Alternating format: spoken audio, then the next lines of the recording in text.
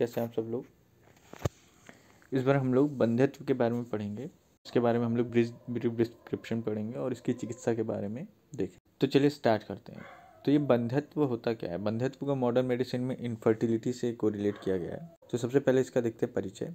तो परिचय लिखा है कि परिपूर्ण वीर्य की आयु एवं ऋतु चक्र के समुचित काल में कम से कम 1 वर्ष की आयु तक सामान्य दाम्पत्य जीवन निर्वाह के उपरांत भी गर्भ की अप्राप्ति ही बंध्यत्व है। मतलब कि एक परिपूर्ण वीर्य की आयु। तो परिपूर्ण वीर्य की आयु से क्या कह सकते हैं कि परिपूर्ण वीर्य की आयु मतलब कि जो एक प्रेगनेंसी को धारण करने की जो स्पेसिफिक एज है, ठीक है।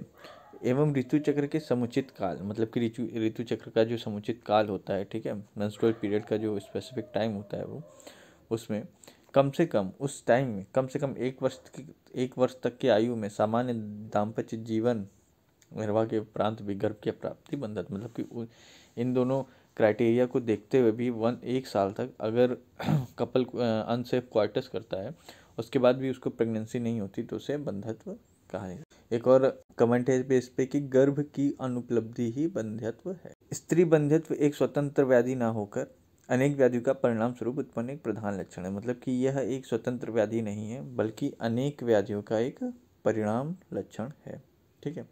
इस पर भी है कि बंध्यत्व एक व्याधि नहीं लक्षण। इसके बाद इसके निदान देखते हैं। तो सामान्य निदान अतिबाला अगर जो फीमेल है, ठीक है। इस वीडियो में हम लोग फीमेल बंध्यत्व के बारे में पढ़ेंगे, फीमेल इनफर्टिलिटी के बारे में। तो सामान्य निदान जैसे अतिबाला मतलब कि अगर जो फीमेल है वो उस एज में नहीं है, वृद्धा, दीर्घकालीन रोग से पीड़ित, योनि के बाह्य भाग या समीरण नाड़ी पर शुक्र गिरने से गर्भाधान नहीं होता। तो मतलब कि अतिबाला है मतलब कि बहुत अगर फीमेल छोटी है एज में, वृद्धा है, ज़्यादा एजेड है, दीर्घकालीन रोग से पीड़ित है मतलब कि कोई उसको लॉन्ग टर्म बीमारी है, योनि के बाह्य भाग या समीरण नाली पर शुक्र गिरने से गर्भाधान नहीं होती, या योनि के बाहरी भाग पे गिरा या फिर समीरण नाली पर शुक्र गिरा तो उससे गर्भाधान नहीं होता, ठीक है। इसके विशिष्ट निदान के बारे में देखते हैं। तो विशिष्ट निदान 11 का वर्णन है, 11 विशिष्ट निदान चरक में वर्णित है। तो इसको याद करने का निमोनिक है जावा डे ऑफ BAMS, ठीक है, जावा डे ऑफ BAMS। तो जावा डे ऑफ BAMS से कैसे पता चलेगा? तो JAVA Java day of BAMS। तो जे से हो गया जात हारणी, ए से हो गया आहार दोष, वी से हो गया विहार दोष, ए से हो गया अकाल दोष, डे तो डी से हो गया दैव प्रकोप, फिर असरक दोष, फिर योनि दोष। BAMS मतलब बल संचय, आत्मदोष, मानसिक अभिताप, शुक्र दोष। तो जात हारिणी होता क्या है? तो जात हारिणी मतलब स्त्री आर्तों का नाश, जो जात होता है उसका हरण हो जाता है। आहार दोष हो गया, विहार दोष हम लोग जानते हैं। अकाल योग मतलब कि अभी हम लोग परिचय में देख चुके हैं कि जो स्पेसिफिक टाइम होता है ऋतु काल का, उसमें दैव प्रकोप को यहाँ पे अनएक्सप्लेन्ड अज्ञात कारण कहा गया। असरक दोष मतलब कि ज़्यादा रक्त का स्त्राव। योनि दोष योनि व्यापत, 20 योनि व्यापत जो है, ठीक है। बल संचय अगर बल की कमी है फीमेल में तो। आत्मदोष, मानसिक अभिताप, ठीक है, मेंटल हेल्थ, और शुक्र दोष, ठीक है। अब इसके भेद और लक्षण के बारे में देखते हैं। तो आचार्य चरक ने 3 भेद बताए हैं। वास जिसका निमोनिक है वास, तो वंध्या, अप्रजा और सप्रजा। तो वंध्या में क्या होता है कि गर्भाधान संभव नहीं होता, ये अचिकित्सीय है। अप्रजा में क्या होता है कि स्त्री गर्भ का धारण कर सकती है, लेकिन अप्रजा मतलब अप्रजा मतलब कि उसका एक भी बेबी नहीं है, ठीक है।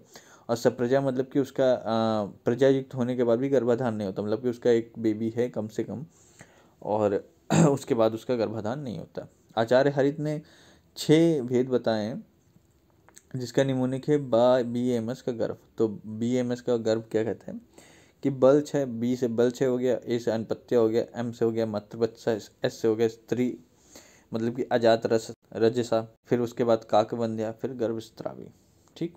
अब इसके बाद इसकी चिकित्सा देखते हैं। तो इसकी चिकित्सा 2 प्रकार से की जाती है, सामान्य चिकित्सा और विशिष्ट चिकित्सा। फिर विशिष्ट चिकित्सा भी 2 तरीके से की जाती है, बाह्य प्रयुक्त औषधि और अभ्यंतर प्रयुक्त औषधि।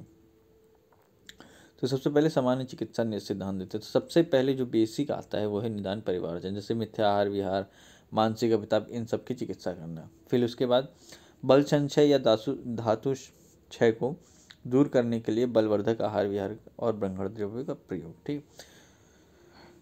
मतलब कि फिर जो फीमेल है उसमें बल को प्राप्त कराना, ठीक। इसके बाद स्नेहन, स्वेदन, वमन, निर्विरेचन, स्थापन, अनुवासन के क्रमशः प्रयोग के बाद स्त्री को तैल और मांस आदि का प्रयोग, मतलब कि इसका संशोधन कर्म कराया जाएगा। फिर उसके बाद फिर से उसको बल प्राप्त दिया जाएगा, बलवर्धक आहार दिया जाएगा। फिर बंधत्व में बस्ती श्रेष्ठ है। तो बंधत्व में जो बस्ती है, ये कमेंट है, ये याद कर लीजिए, ठीक है। नीरू बस्ती का प्रयोग बंधत्व में अमृत के समान लाभकारी है, ठीक। इसकी विशिष्ट चिकित्सा में जो होता है, जो बाह्य प्रयोग औषधियाँ हैं, ठीक है, वो कौन कौन सी है, उसका जो निमोनिक है BSNL का ST, मतलब BSNL का स्टेशन।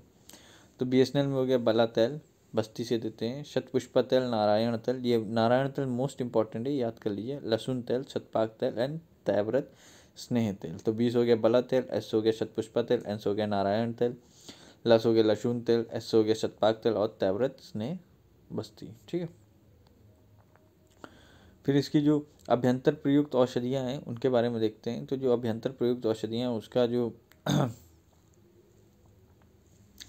निमोनिक है वो है GTA की GK में घृत हो गया, तेल हो गया, एसारिस्ट हो गया, की से कल्क हो गया, जी से हो गया गुटकी हो गया, और के से क्वाथ हो गया। तो घृत में जैसे फल घृत, लघु फल घृत, पानी कल्याण घृत, शीत कल्याण घृत, ठीक है।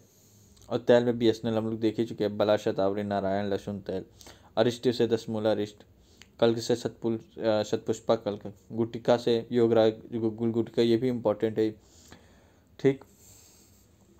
उसके बाद क्वाथ में महारसनादि क्वाथ का प्रयोग गर्भ कारक होता है। तो ये था दोस्तों बंधत्व के बारे में। अगर आपको वीडियो पसंद आई हो तो लाइक करें, चैनल को सब्सक्राइब करें, और अगर किसी प्रकार की क्वेरी हो तो कमेंट बॉक्स में कमेंट करें। And thank you so much for watching.